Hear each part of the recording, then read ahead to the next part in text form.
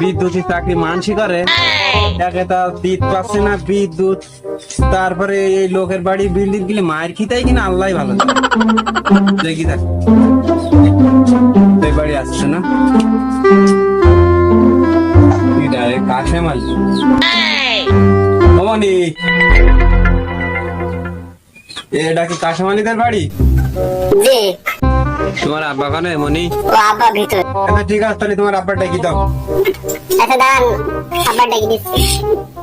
বাবা বিদ্যুৎ বিলের লোক আইছে। ঘরে ভেতরে কটাই যে স্যারের